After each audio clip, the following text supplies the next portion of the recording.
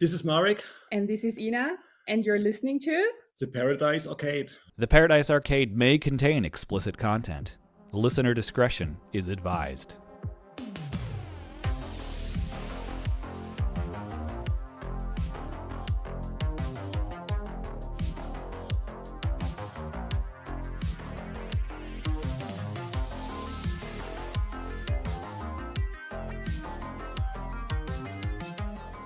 You're listening to the Paradise Arcade with Eric and Kyle. All right, thanks for tuning in, folks. This episode, we've got Marek and Ina from Electronic Purification Records. Welcome to the show. Hi, guys. Hello.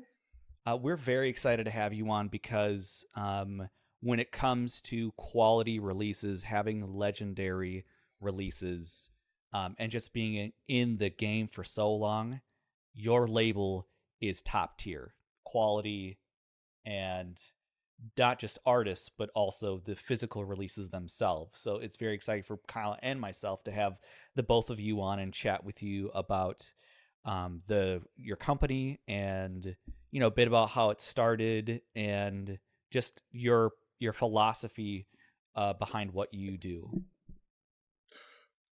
Okay, thanks a lot for your kind words. It means a lot to us.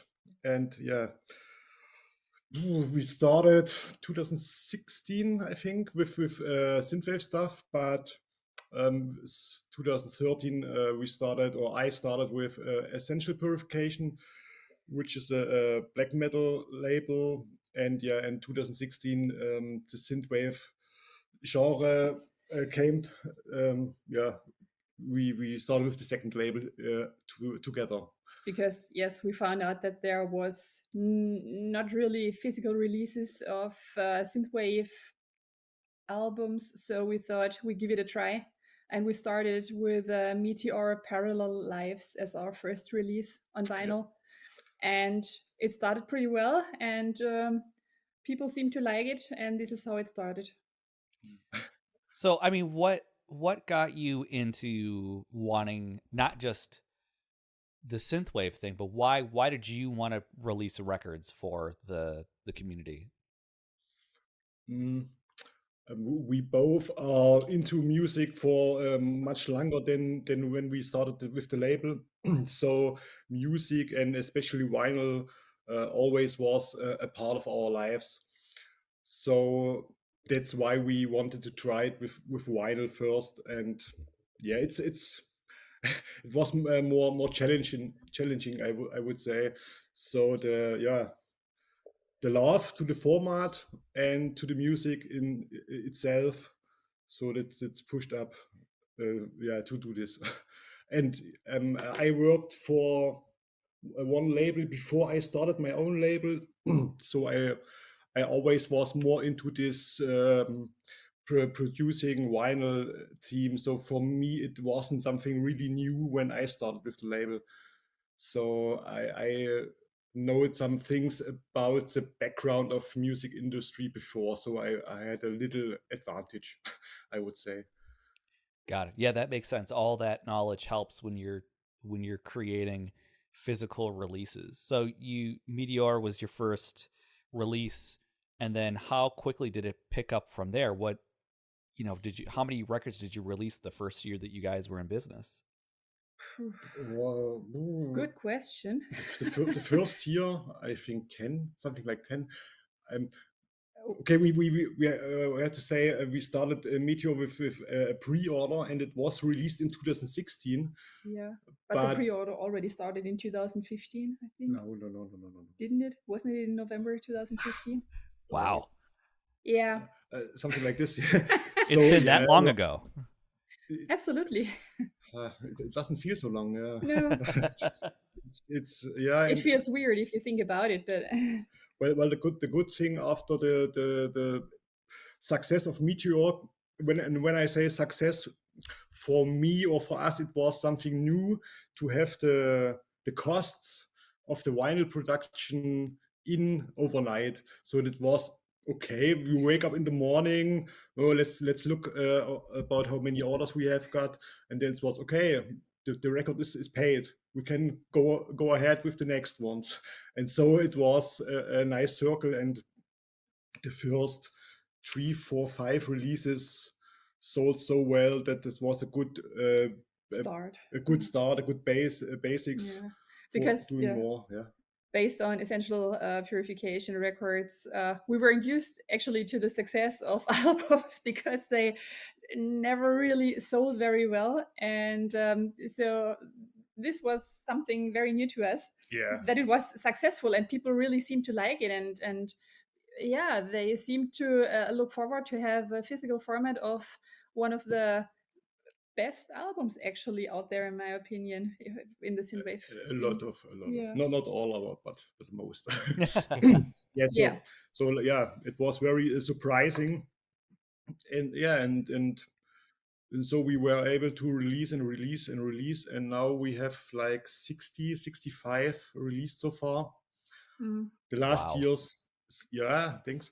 but It's the very last years, impressive. I'm not so satisfied with the results so far. So for me, it always can go more and more and more. So I'm not always 100% satisfied with this. Yeah, there's always space to the top. So I never, wie sagt man, ich ruhe mich nie aus auf mein Lob. Yeah, you always thrive for the best Yeah. results, and there is always one level you can still go ahead. So yeah. But that wasn't the question. Yeah? No, that wasn't a question. Actually, I didn't know what the question.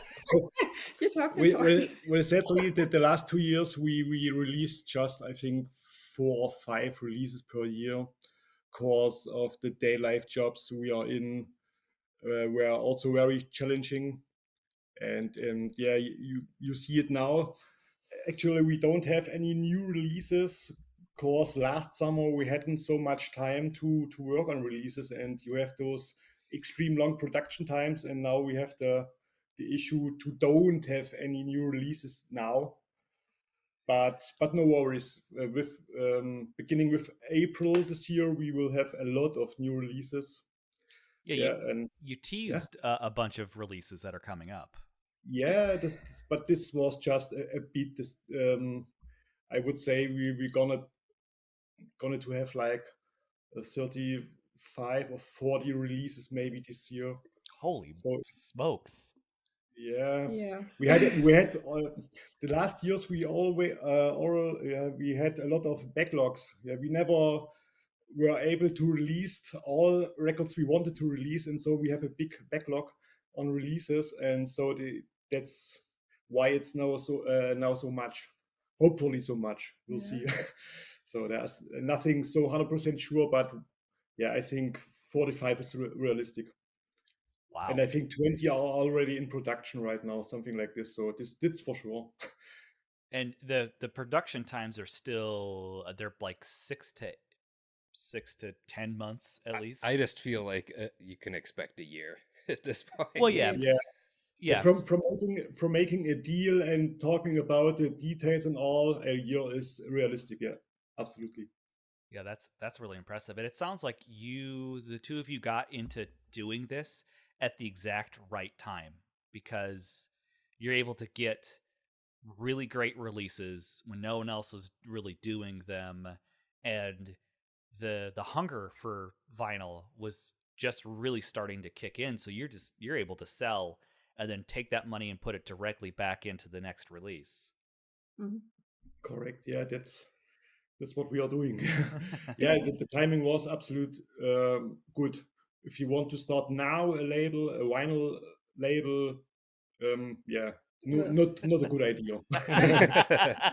I agree. I also heard from smaller labels that they lost their contracts with their pressing factories because they are too small for them. So yeah, but that's not our problem. Yeah. And are you doing, so at the runs you've got 20 in production, are you doing like runs of 300 of like with mixed in with variants? Like how are you staying ahead of that small run issue? Um, I would say to be honest, we mostly press 500 copies, and like 2 color options, something like this is the most common amount we are doing. Yeah. Sometimes more, sometimes less, but basically it's nowadays like 500 is a good number. Yeah, it seems to make the most amount of sense. Sadly, some years ago you got good quotes if you go for 1,000 copies or something, but those times are over. So you have to look that you can reach those 500 copies to get a acceptable price, but it makes not so much sense nowadays to press like 1,000 because of this production capacity problem. No, but yeah, 500 roundabout is the number. And as you know, if they sold out, we also schedule a repress if it makes sense to feed the people. Yeah. How often do you get asked for represses of FM84's Atlas? Oh, How many times a day? How many times a day? Too often. not every day, but seriously, I think easily we got 100 or maybe 200 emails easily for repress. Yeah, and we are damned lucky that we finally got a deal for the 4th pressing, and it's gonna be the biggest EPR pressing ever so far. And yeah, we are extremely proud and happy, and yeah, it will be a really good release start for us. Yes. But also a ton of work. Yeah. That record is like printing money. You press it and it's instantly sold, basically. Hopefully. Yeah, hopefully. I've got good feelings for the both of you on that. We also have a good feeling. Yeah, the last pressing was sold out, I think, in November 2018. I think so. Yeah. So nearly 4 years. Later. Wow. we pressed the 4th pressing, so it's very long distance. And a lot of people have discovered FM84 in that time span. So the desire for it is really high. And I hear people, I read people crying about not being able to get a copy all the time. They just have to wait. It's coming. And there should be enough to satisfy most people's needs that want it, hopefully. We try to limit the sales per costumer. It's not so easy from the IT view of things, but yeah, we try it. Not that 20 people buy 50 copies and then they are gone. So, right. but we do our best on real time, hopefully to cancel our orders over 2 copies. Yeah, we'll see. And that makes sense. So that's fair. I think I really appreciate the fact that you do that, so it doesn't allow scalpers, because even doing that, there's going to be a number of people that are going to instantly turn around and sell at Discogs for twice or 4 times as much as the retail price. Yeah, I think that the Discogs record is like 300 euros. Actually, it's absolutely insane. And that's for all presses? No, I think for the first pressing is the most expensive. Kyle and I both have a first pressing of that record. I made sure to get it at the right time. Yeah. Yeah. We don't have a final shipping date yet, but we hope, and we don't want to raise too much hope, but we hope that we have it in April shipped in the US. So we started when the copies are also in the US and Australia storage. Yeah, that's also going to be new with this pressing, that we have someone in Australia who distributed them or shipped them for us, to have an affordable shipping rate for Australia and New Zealand, hopefully too. That's very kind of you, because Australia doesn't get a lot of love for this. No. Shipping there is very expensive. Yeah. I bought a couple of records there where the shipping was 4 times the cost of the actual record. Yeah. We had a situation with the Mitch Murder box. Yeah. I don't know if you know how to sell on Bandcamp, because you don't can block countries. So we have always the problem when we just have copies in the US left, we can make the postage for all other countries high, so that the people don't buy it. So we will set it to the max, and people won't buy it if shipping is like 300 euros. But sometimes you have people, they will pay like $300 for a shipping fee, Holy and they will buy it. Wow. We had a guy from Australia, I think, and he paid this 399 shipping, which we put on Bandcamp that nobody buys. But yeah, some people don't care that much. And well, he paid for it, and fortunately for him, he got it for that price because shipping was a bit less. yeah, no. Just a bit. I don't know exactly if he wrote this guy that we said, hey, it wasn't supposed to be shipped to the. No, I think we didn't. We didn't, because it was so unreal that someone is paying that price. Incredible. Wow. Incredible, yeah. And that just goes to show that you're in a great position with what you do, because I don't know a lot of. I mean, there are plenty of other things that people do that for, but the FOMO, the fear of missing out component, is super high. That you've people willing to pay $300 to ship a record. That's crazy. It really is. It really is, yeah. I mean, we're collectors both ourselves, but we would never pay like $300 for a record to be shipped. No. No. I paid, I think that the most value I paid for a record was 300 euros, but it's very long ago, and it was very rare. I have to say, I personally skip all those pre-orders and all this run. Yeah. There are all I think last 2 days ago there was a new pressing of the Tron soundtrack. Yeah. From Daft Punk, and yeah, it was sold out in 2 hours, and I didn't even try it because I have it. I have the first press, and it's cool, okay. But I don't have the time any longer to look for these times and put my alarm on to have this release. Right. And press F5 to the max. Yeah, that's why we try to press enough copies. Yeah, enough. It's not our goal to polish our egos and say, yeah, look, our new release sold out in 20 minutes. That's quite boring. That's the rarity factor shouldn't be a issue to buy or not buy a copy. That's also why we stopped to publish the pressing numbers. That the people should buy what they like, and not, hey, it's so limited, I have to buy it, and so just.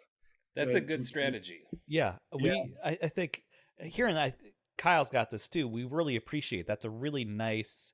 It means that you're actually in it for the music and for the art of it, and not to make a buck or to stroke your egos, as you kind of put it. Because all those things, those are little tricks that people use to try and force like this instant sellout kind of stuff, and you don't do that, which just goes to show your motivations are in a good place. Right. Yeah, for us it's the goal that our records are also in the stores on this planet, and not just listed at Discogs lists or rarity sections of stores. So now we want the good music to be available for everyone and everywhere, and I think that should be the goal for all labels, actually, and not to publish like 100 editions. Just imagine if Metallica has limited Kill 'Em All to 500 copies and waited 4 years for a repress. I'm sure Metallica wouldn't be that great as they are now from the biggest factors. So it's get it to people now. Allow them to have it, not create this false sense of rarity, because you're basically manufacturing the limitations instead of trying to overcome them. Yeah, couldn't agree more. Yeah, that's the thing. See, the strategy also is another reason why you are one of the best record labels out there. Thanks a lot. Thanks a lot. But also you have to say that the people are not so stressful to getting our releases, so that makes things for us also more comfortable. Yeah, it seems like COVID relaxed. People are much more relaxed since COVID, because they're used to waiting times. And when we had like 5 emails per day asking when the order from yesterday is going to be shipped, reduced to almost none. I don't know why, because Yeah. I usually handle the customer emails and stuff, but since COVID, we don't have much more requests for orders or anything. But yeah, there are also single people still out there that are very stressful, however, but But it's okay. It's but really it's okay. We can deal with that. absolutely. Yeah, you have to see. We really stopped with pre-order in the first Corona year, and we lost so much money because we had like 1,000 orders open, unshipped orders, and then the post raised the shipping cost, and it was like a car you have lost from the money factor. Yeah. So But it can ruin you. Yeah. absolutely. So And this is the problem with the pre-orders, because it's a very, how do you say that, very fast evolving times right now. Right. And yeah, you can react. And if I put a pre-order up for like a release like in September or anything, that can change anything in the meantime. also the price. The product price is itself, I mean, you will get the invoice, the bill from the pressing factory like 2 weeks before it's finished. And if you have production times of 8 months, you can never know what the final price will be. And this is Yeah, all stuff you have to calculate. And yeah, this is why most labels get away from pre-orders right at the moment. hopefully. Yeah, it's such a dynamic situation, and it will keep it in this way. So Yeah. it's gonna be easier, and so yeah, I think we have a release coming in May, and I actually had 2 price changes with this release, and I also get a note that the final price I know when the records are finished. And so when you make a pre-order, and of course you have to calculate the retail price and all, and then 5 months later you got the info, hey, the vinyl is going to be €2 more per copy. It's like, okay, I don't make any profits with it. Yeah. Sure, it's not the thing to make profits all over, but especially for us, we are a real company, and we have to live off it. yeah. But yeah, Now also I have quit my job now, and so I have to live from it, and so you can't give this money away. It's cool for people who make this as a hobby, no, all good, but if you have to live with this, and yeah, you really have to be carefully, absolutely. Yeah. So I've talked to some other labels that their sole income is from their record company, and COVID and the pre-orders and all that really took them for some money, because how are you going to pay rent, how are you going to when wait times are insane, and pricing is, because plants now can just pretty much demand whatever they want now, and people are going to pay it. absolutely. So that's difficult. So I know that some labels have struggled with the same things that you're talking about. And it's good that you're talking about this, because I'm glad that your experience overall has been fairly positive with people's interactions, and understanding the delays and things like that. But there's a lot of things on the internet where people are really impatient and really not understanding of all the complexities. And it's just the two of you. Most people assume that it's a group of people or whatever it is, and they'll take on a tear. We had a guy that we know go after him about a pre-order that didn't quite make a deadline, and was going after him on Twitter and Facebook and all these other places, and he's trying to explain to him, I'm one person And you have no control. and have no control over when things come in. Absolute. And that's not you can't make business with those frames of doing business. So yeah. Well, we try our best, but we also see it from a fan's perspective, because as we said before, we are collectors and music fans ourselves, and we wouldn't offer something to people that we ourselves wouldn't like to deal with. And this is why we stepped away from pre-orders a long time ago right now. Yeah. And I think it was a good decision for us, because it still makes things much easier to calculate with everything. And I think it wasn't a question anyway. No, but it's good insight. It doesn't matter. Fulfill those thoughts that you're having, because this is all really great information. And I think for those that wonder about what goes into making records and all the things that you have to balance, it's a lot to balance and to keep track of. And it's easy to forget. I buy the thing, it comes to me, and that's it. That's a customer's interaction.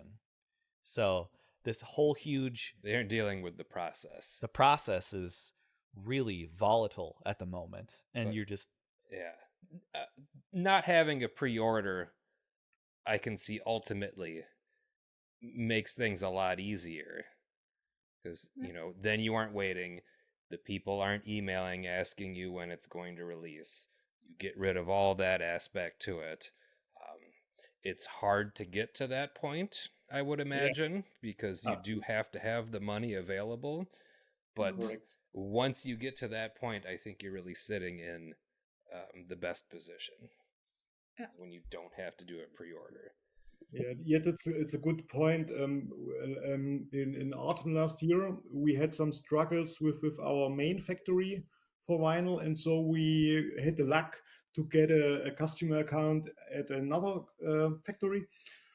And so there we also ordered some releases, and at this factory we had to pay 100% in advance. So when you have 4, 5, 6 releases and you have to pay 100% in advance to have them in 8-9 months, it's really challenging. And I hope we can go on without pre-orders. We can't guarantee anything, but it's our deepest wish to keep things like they are now. Yeah.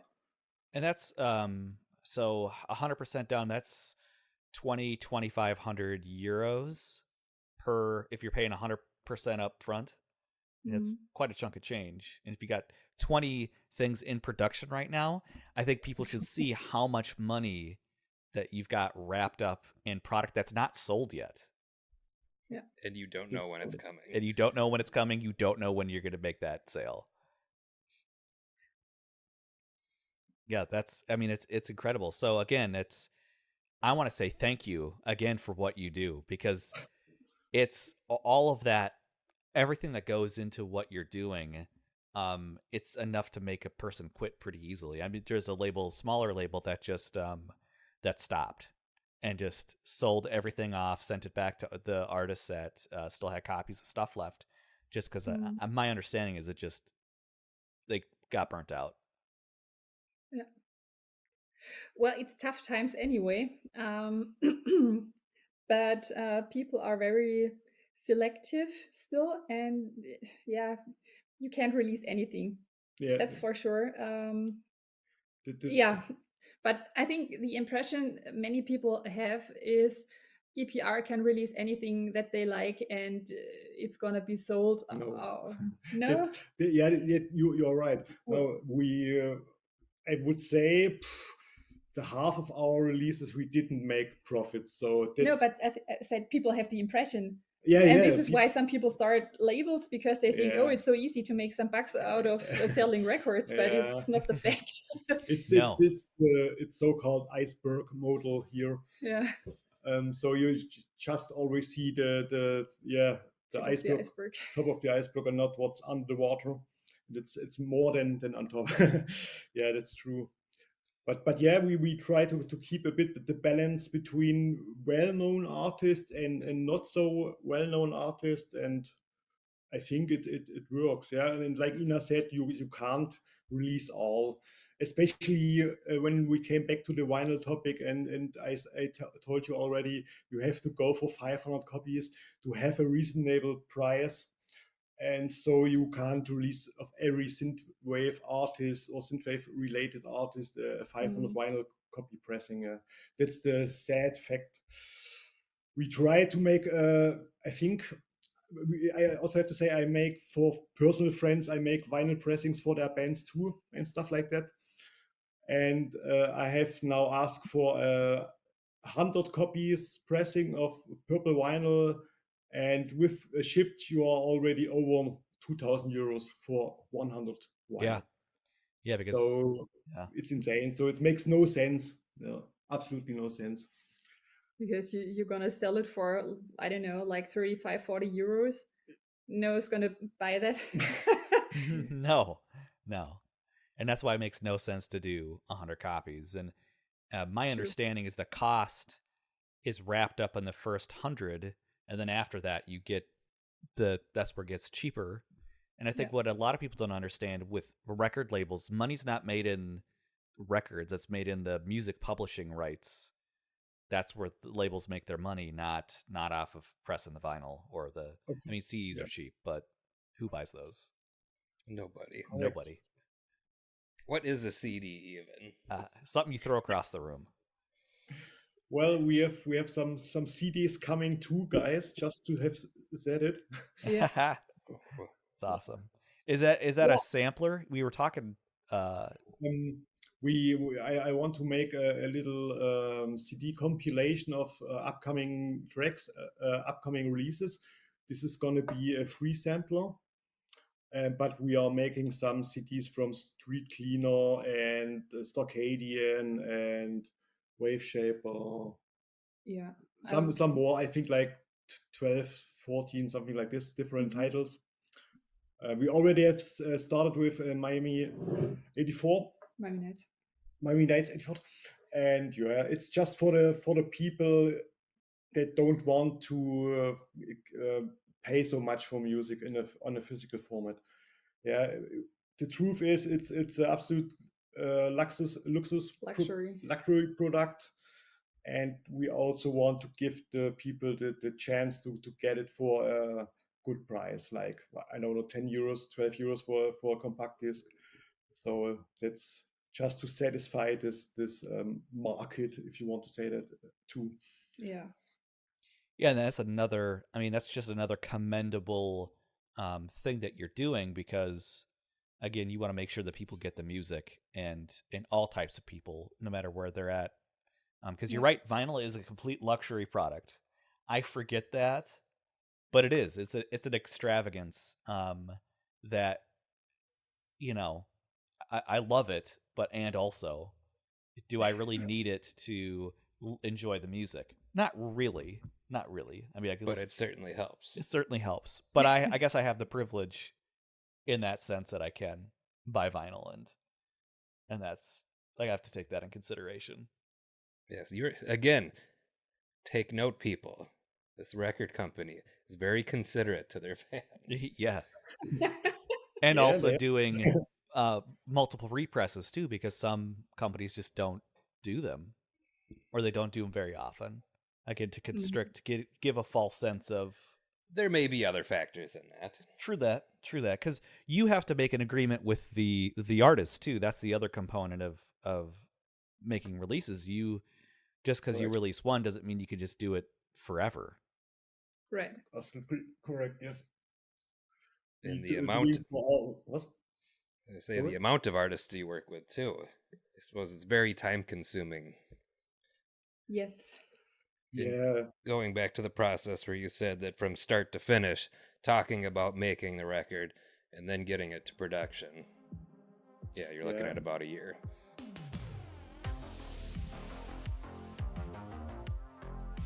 Hey there, TPA listeners, Eric here. sorry for interrupting, but this is the part where we do some shameless self-promotion. And we'd like to give our sincere thanks for listening to the show. And we are just as surprised as you are for listening. But since you're here, we'd like to highly encourage you to follow us on Twitter, Instagram, and Facebook.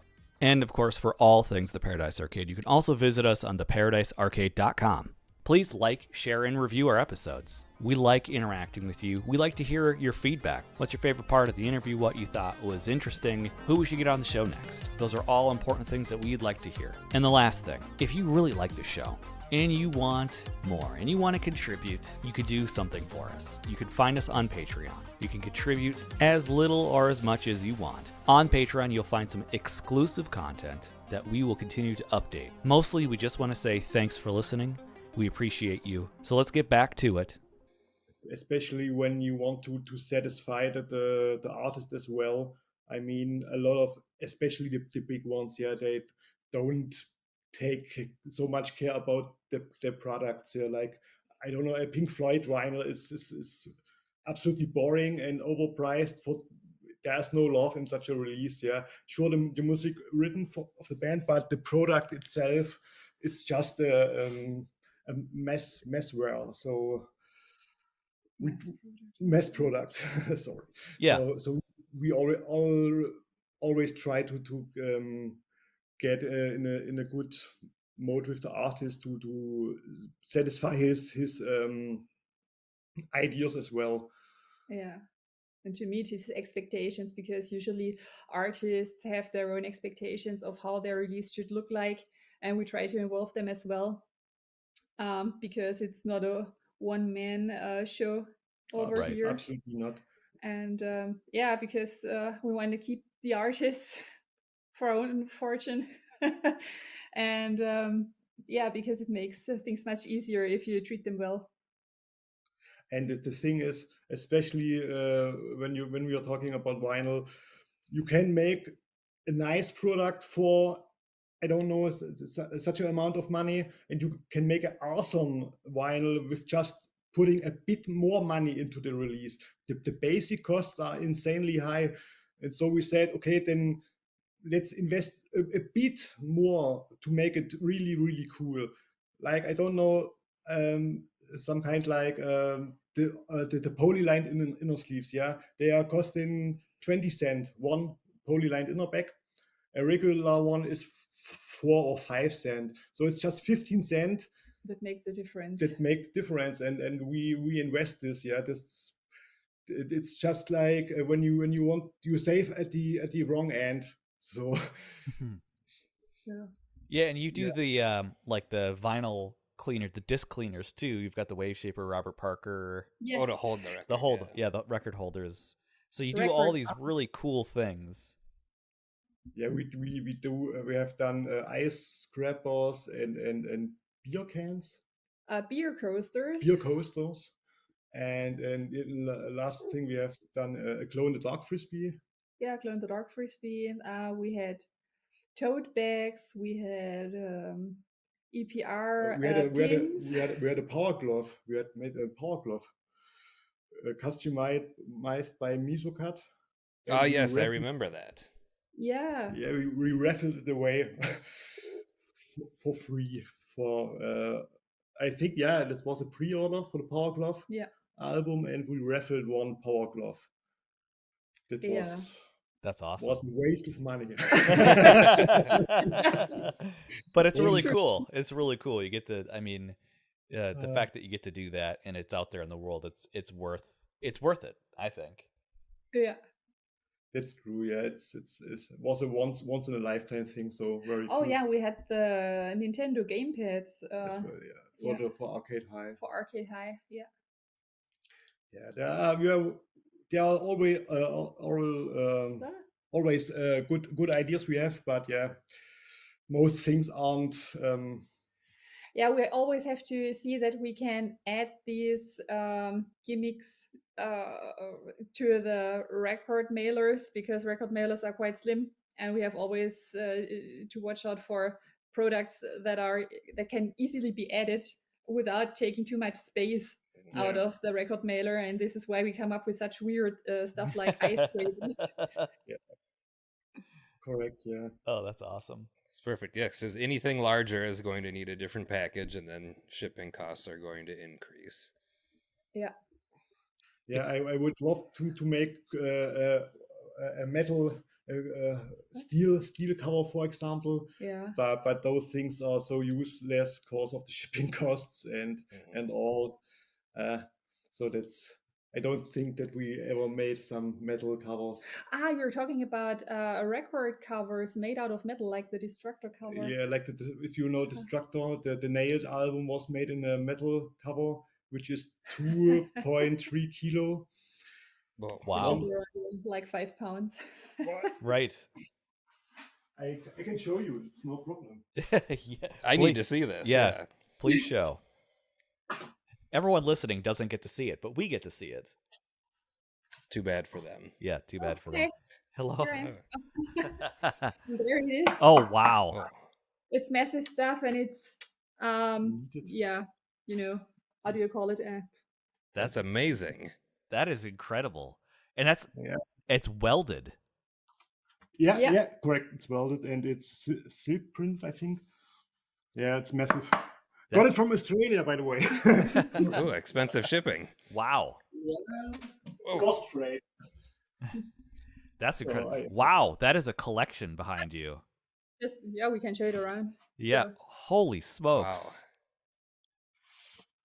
That's a lot of records. yeah, And not even all. not even all. We have some left in the sleeping room. And in every room, we also have a bunker. So to put it in context that people that are listening, it's like 4 of the IKEA. It's like if you walked into a record store. Yeah, it's a record store in your place. That's exactly what it is. And it's not even our storage. I'm instantly already feeling stressed out just thinking about if you ever had to move. I can't even imagine. Yeah, it was a tough time when we moved. But now it would be tougher. And fortunately, we're not gonna move in the next 10 years because smart. I think with all items we have 12,000 vinyls here in this house. Wow. I have around 500, and I feel overwhelmed with the amount that I have. But it's also with EPR with stock all as well. releases, Yeah, with all we are talking about this. Yeah, it's gonna be, you just if you have 100 copies of each release left, it's 6,000. Yeah. So wow. And you store, that's incredible. And I've seen some storage warehouses of smaller record companies, and they're just packed, like a storage unit completely packed with vinyl. So heavy. So heavy. It's heavy. So big. Yes. That's really cool. We never can go to a flat again. To an apartment again. Yeah, we have bought a house 4 years ago. Yes. Also for the label, and there's no return with this amount of vinyl. We first have to sell all records, all stock, and then we can talk about a move. Right. That. Wow. But for now, we have enough space for now.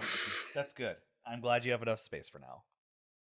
So, what are you most excited about for this year? Is there something you could talk about that you worked on? Because you put so much care and attention into your releases. Is there something that you're going to do that's unique or different, or something that you're really excited about? You're talking about releases itself? Mm-hmm. Yeah. Yes. Well, we have, like I said, we had a lot of releases coming.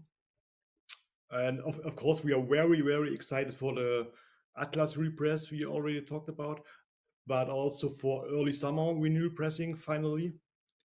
It's going to be very beautiful, hopefully beautiful.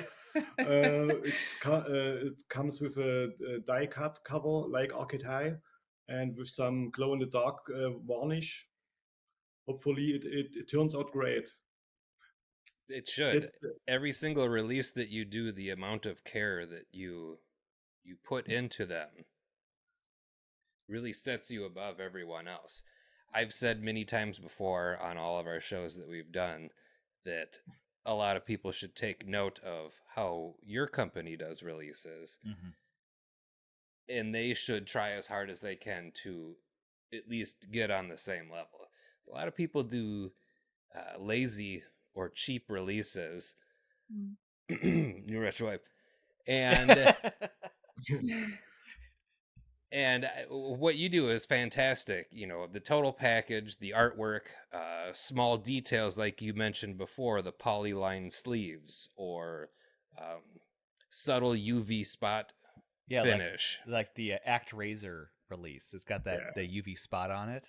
Yeah, or just like something small like Crockett. Like just the little things that make it really great. Thanks so much. I have to interrupt you before I forgot it, because we did something really awesome with a black metal release we did some years ago, and we had added an endless loop on the C side. There was no D side, so and I had to translate it. Der Marco, der arbeitet ja für Luxspace. Und der hat da den Bandname in den All gefunkt und das aufgefangen, das Signal, und das ist der Endless Loop. Okay. So what he wanted to say is that the guy from the band, which is actually Stellar Master Elite, black metal band, I think you already said that, he works for the European Space Agency, and he sent the band name to space, and the signals that were received by the satellites, I guess, were transformed, recorded, and pressed as an endless loop on the seaside. It's just when you listen to it, it's just a stupid signal. You think, huh? What's that? It's had nothing to do with the music. But it's the band name, send it out of space, and that's the idea was funny, and we had the option as we had a worker there in this company, so we did it. So it was fantastic, and nobody knows it. Nobody knows it. That's amazing. That is one of the coolest things I've heard.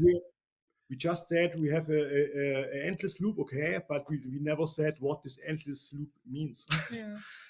So sorry for interrupting you, but I wanted to tell this. No, that is exactly what I want to hear. About and it ties directly into what Kyle was already saying. Yeah. The amount of thought, care, and attention you put into each release is incredible. And that story just solidifies it and makes it even more incredible.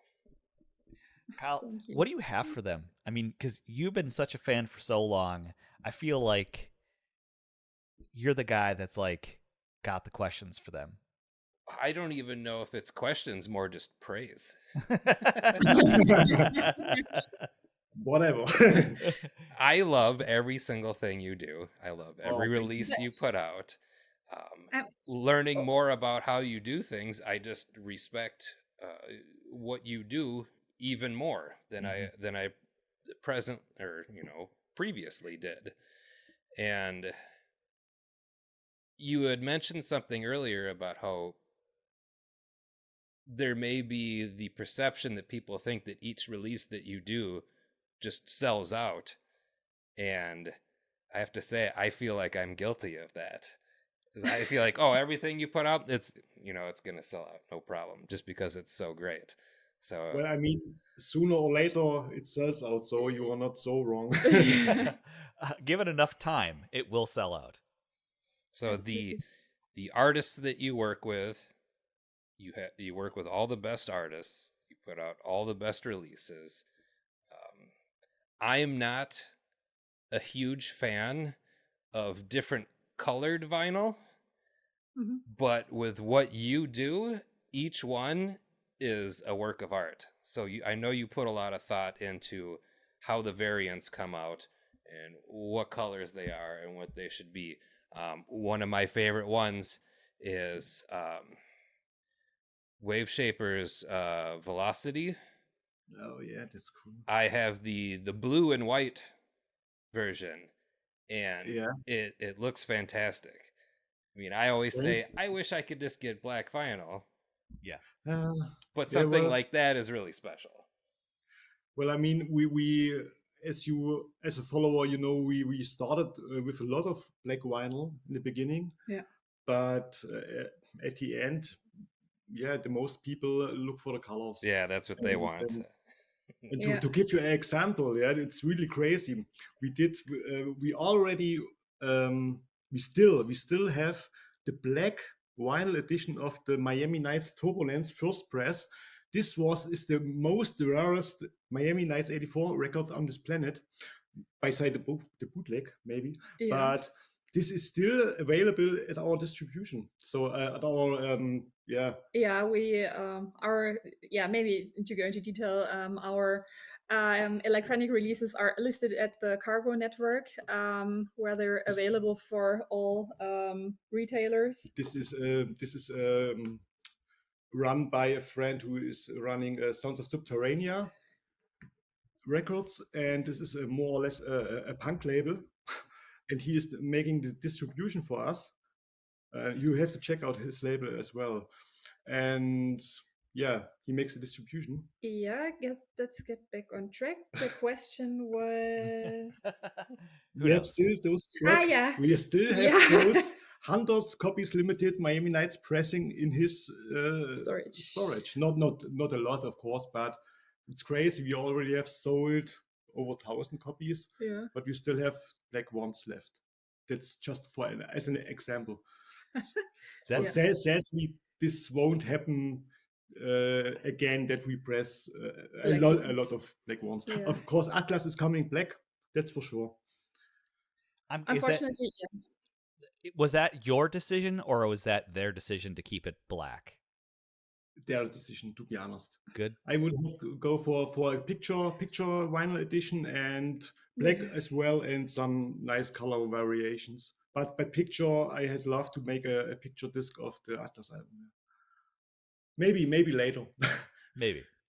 But I know that Colin of FM84 isn't into colored vinyl that much, so I don't think that there ever will be a crazy pink, ultra clear, triple swirls, whatever edition. Sure. But it fits. It's have to fit, and the black vinyl fits perfectly to this album. So it's very really good, and I'm not unhappy with this. Just to have said it. Yeah. For the audiophile and me, it's perfect because it's 45 RPM and black. That's everything I want. Yeah. That's my favorite. That's true. Oh, maybe a small. Do you say anecdote? Is that how you say it? Yeah. There was a guy who bought the FM84 first press from us, and he wasn't aware that it was like 45 RPM, and he wrote a really angry email that said, "What a shitty press! This doesn't sound like the music I'm used to on Bandcamp or YouTube." And I said to him, I don't know why he's thinking that. And then we got into detail, and then he told me that it was too slow. And I said, yeah, but you know that it's a 45 RPM pressing. And he was like, no, what does it mean? And so I explained to him. And he was like, okay, I wasn't aware that my record player is able to I mean, set different speeds. I still have some black metal records where I don't know how to speed it. Yeah. But that's something else. I have a couple of albums like that too. And also, I feel like that's the beautiful thing about a 45 RPM pressing is you get 2 albums instead of 1. You can listen to it both ways. And and I actually like to listen to Atlas sometimes on 33. So just saying, 45 RPM, great. 2 albums in 1. I agree with that. Maybe we find a company in the future to make a record with one side 45 and one side 33. Yeah. There are some releases like that. I don't own any myself, but I know they're out there. That has to be a pretty extravagant expense because you've got to have 2 plates right? Mhm. One for the 45, one for the 33. Well, it wouldn't be any different than having one for one side and another plate for another side. They're just cut at different speeds. But you'll end up with a double album, wouldn't you? It depends No. on how long it is. It That's- should work. Should work. Maybe the short side, But- if you but can't I- fill it all. But I really would fear about the emails coming in. So Oh. let's skip this idea maybe. that it's a Don't nightmare. expect that from E EPR. They're not SAP interested. is too slow. SAP is too Too fast. fast, yeah. Gonna mix it all up. Maybe if nothing counts any longer, we can do something like this. Yeah. This would be cool. Or inside out loop. That would be cool. Yeah. Like the Oh records yeah, in the start at middle, the yeah. inside of the record. Yeah, Yeah. that's possible too. Yeah. Or hologram would be awesome. But yeah, I did some research and it's ultra expensive, and you don't find so many companies who doing Nah, such there things. is one guy, that Japanese guy from Ars Electronica, who can do that, but it's more like an artist, Ah, and it's yeah.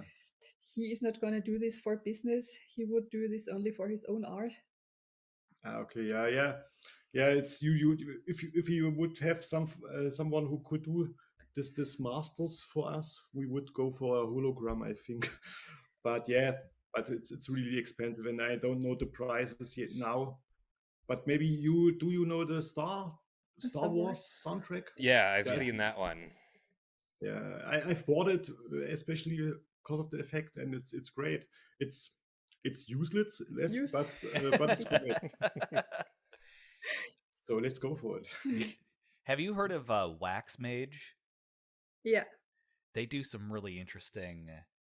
I mean, all the Yeah. records are extremely expensive, but they'll put like X-rays into their vinyl or like film, like pieces of film through it, or do all these really insane things. I wonder if that would affect the sound quality. I have though. no idea. I'd be curious. So I feel those are more for people who just want it, rather than who are going to play it. So it's like having a fine print. I may be wrong though, but I think if I got one, I wouldn't expect. If you think of Soviet Russia, they didn't have any vinyl, basic plastic, whatever they use, and they used X-rays to cut their records in. And this is why there exist several X-ray vinyl records from Soviet Russia. That's a really good piece of information there. That's really cool. Was it like a flexible one because they're so thin, or did they? I wonder if they stacked them somehow. Or is it? I don't know. I would I have never- to. I'd like to see these. But you can Google for them. They're Yeah. on the internet somewhere. But it's probably like a flexi disc. Sure. Yeah. That's what I'm thinking. It has to be like, yeah. I gotta look right now. No, I won't do that. I'll Yeah, look don't do later. that. That's rude. Put your phone down. All right. Sorry. So yeah, you've got you're thinking 45 releases maybe this year, 20 are in production. That's coming back pretty strong. For being, 4 or 5 releases last year before. Mhm. So Absolutely. Yeah, that's what why I quit my job with last year. So since now I work just for the label, and so I should have enough time to pack all on time and have time for all. Yeah, but with a full-time job, this wouldn't be possible. I have to say, seriously. So yeah, so I had to make this decision because of the whole vinyl situation. Like, okay, we can go the full way and order a lot of vinyl to stay in the game, or we should slow all down and yeah, make it as a hobby. But it never was like a hobby. It was always a bit more. So I decided to quit my job. And we have so many good ideas to come. seriously. Yeah, I wanted to point out that we were talking about the vinyl editions that we're doing, and that it's always a little bit more than other labels do with their releases. And for us, it's very exciting too, because there are so many possibilities you can do with a vinyl, and it's always so cool to see if there are some new vinyl colors or new effects or whatever. And it's always such a I don't know, like Christmas, if you get an email from your pressing plant in, and when they tell you they have new effects or something that you can add to your next releases. Yeah, we wanted ja, don't want to wiederholen uns nicht so oft. We don't want to repeat ourselves. Yeah, correct. And But then sometimes we do. You can't avoid that, but yeah. sadly not. Yeah, especially fun fact for the releases coming from May. I think May we have 5 releases, so with 2 colors. So this is 10 different color options altogether, and our vinyl broker has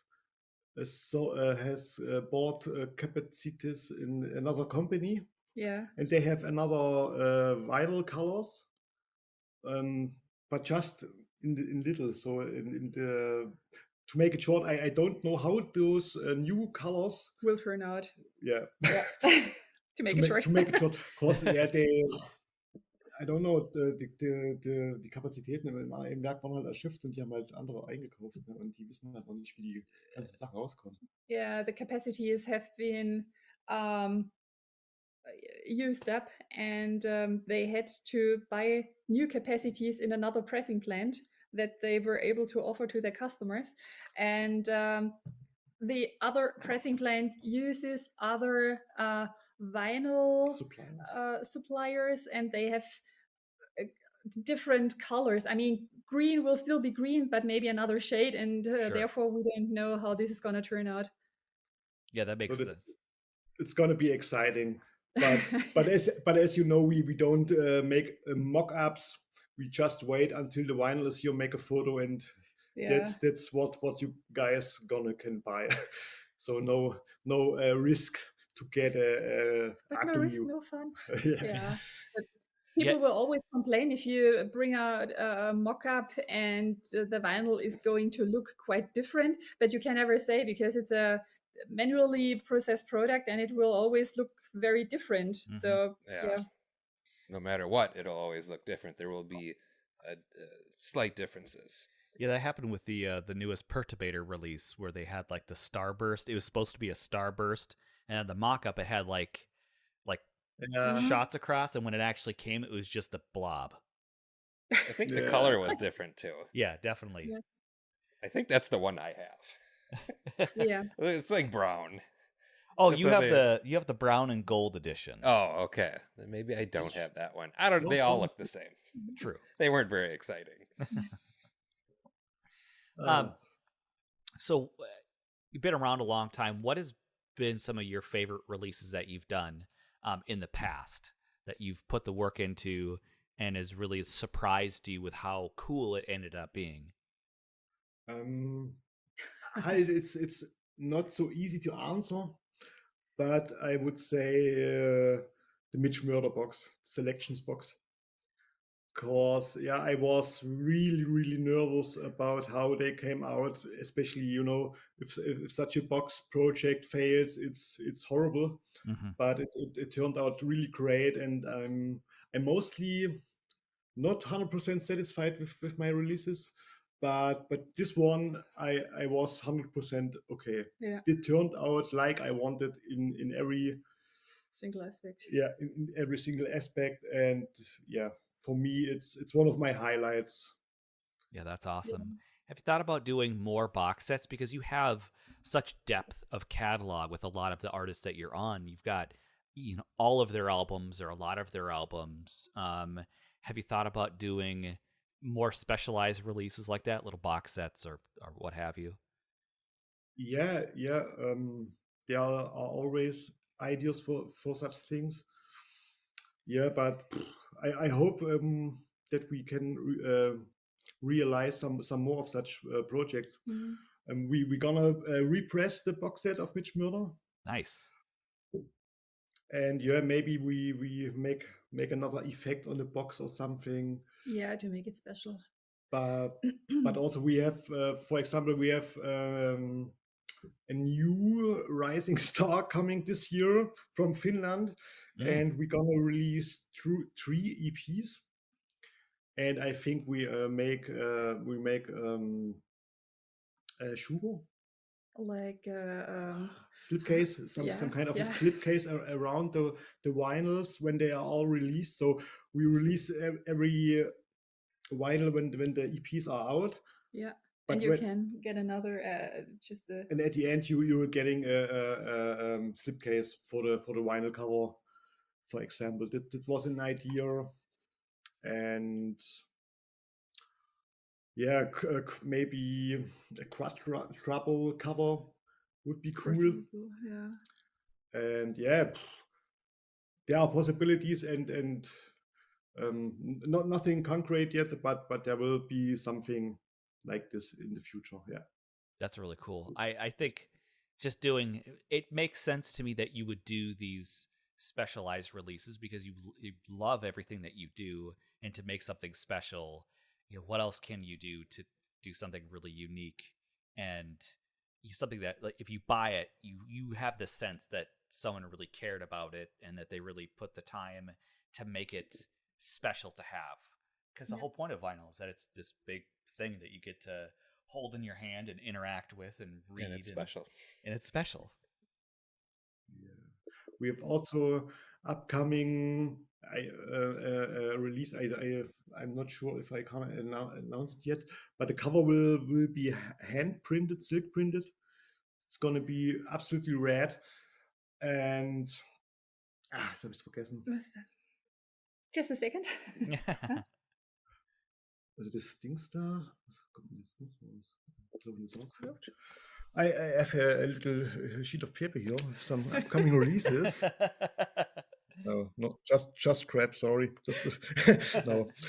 Yeah, no worries. There will be nice releases coming, and also with nice packaging. Yeah, that's for sure.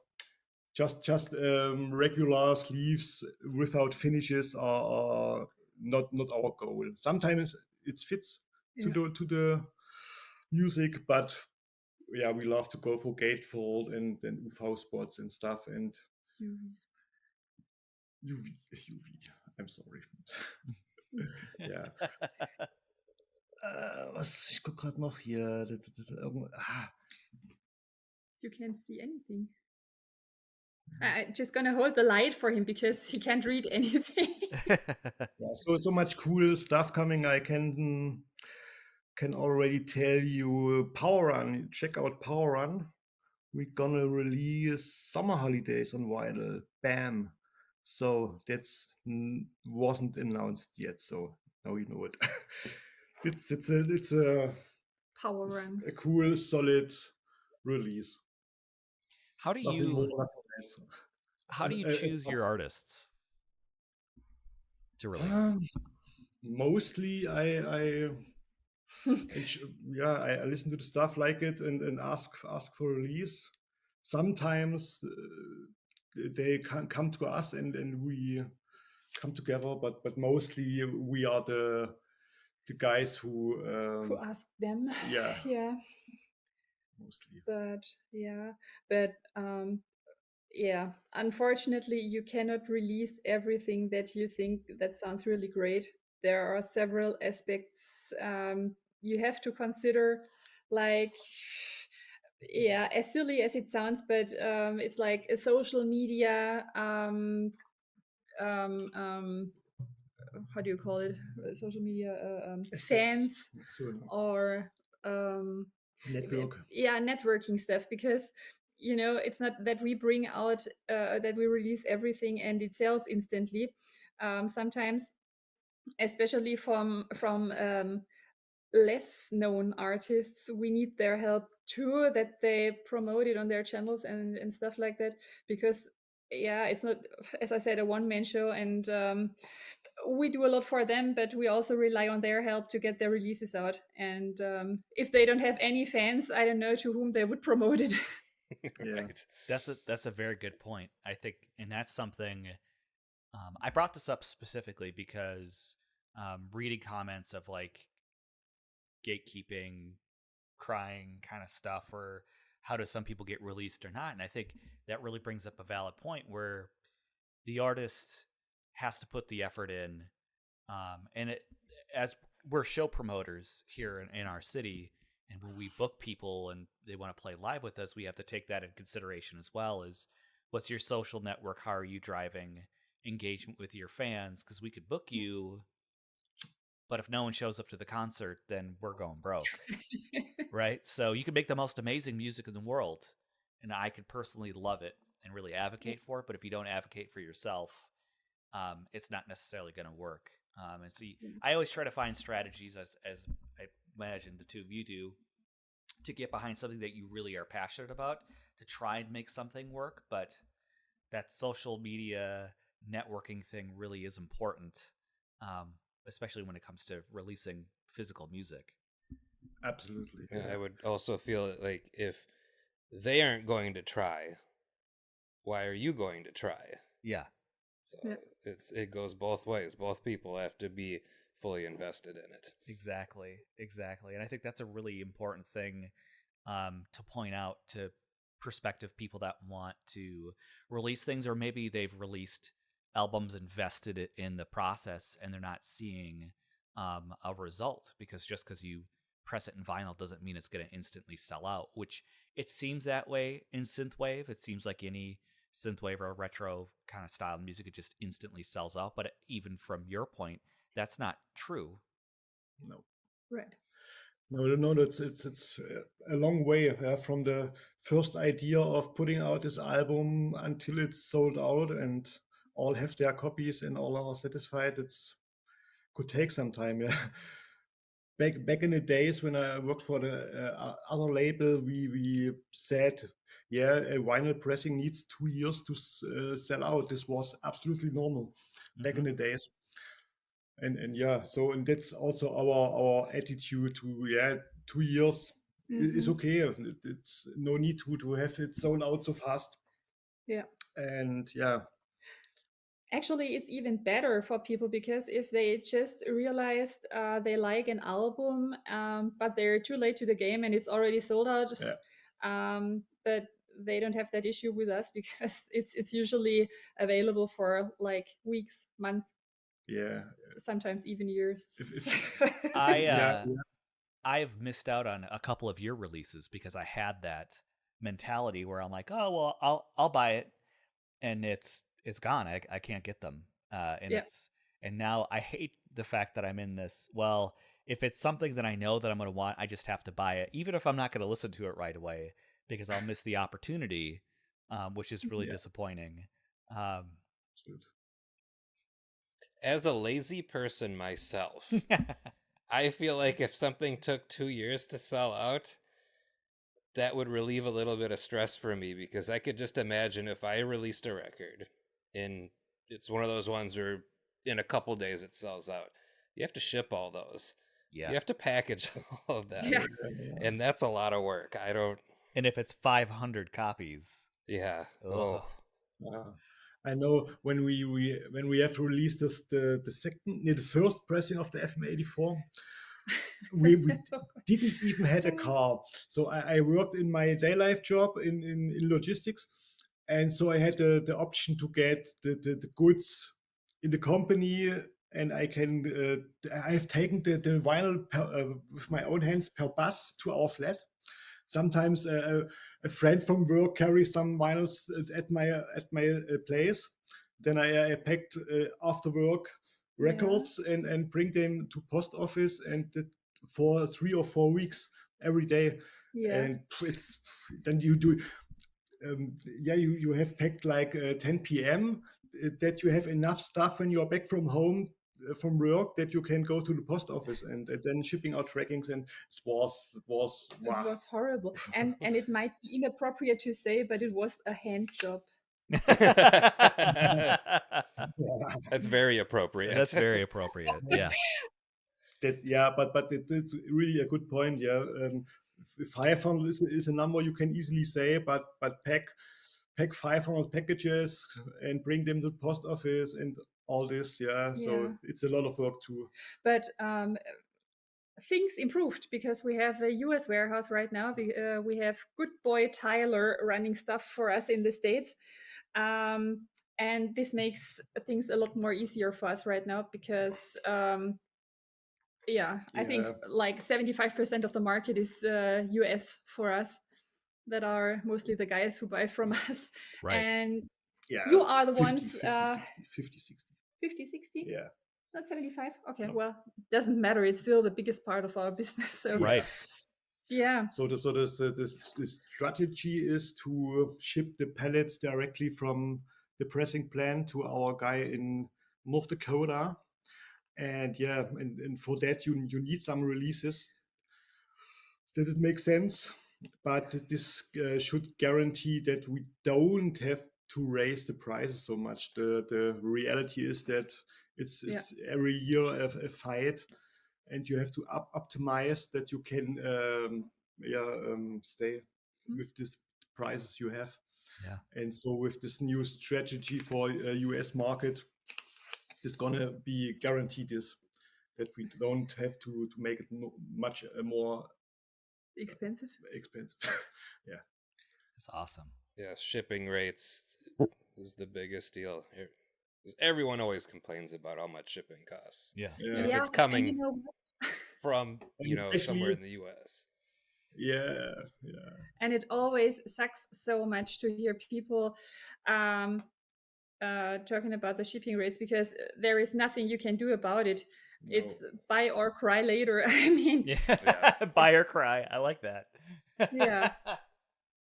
Yeah. What can you do? Because we aren't the ones who dictate the shipping prices, and but people always make you responsible for it. But it's not our part. We would love to have better shipping prices to have much more richness level and all. Yeah. But when we started with the real company, I just not talking about the label, but the heuristical background. So when we started with the company, we went to all logistic companies in this area here, and at the end, the cheapest option we have is what you are seeing now, and. They told us, you need like, I would say 1,000 packages per country to get a bit better price. Yeah. So, for example, you need to have 1,000 packages to Poland that you save 50 cents. So we are much too small to have an influence on that. So but people won't see that. By far. Yeah.